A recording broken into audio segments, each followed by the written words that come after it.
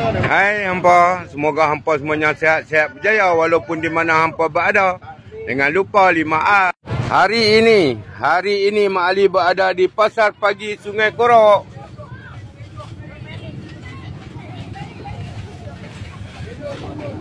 Pasar Pagi, Pida 3 sahabat-sahabat no, Pida 3 pula.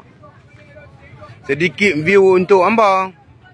Ikan pula sahabat-sahabat. Ikan pula. Ikan pula sahabat-sahabat. Pelbagai jenis ikan.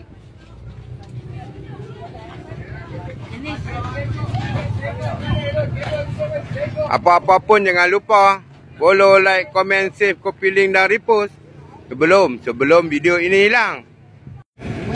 Minyak raja kayu sahabat-sahabat. Siapa yang nak mendapatkan minyak raja kayu untuk memulihkan urat yang bermasalah, boleh datang ke bio Mak Ali.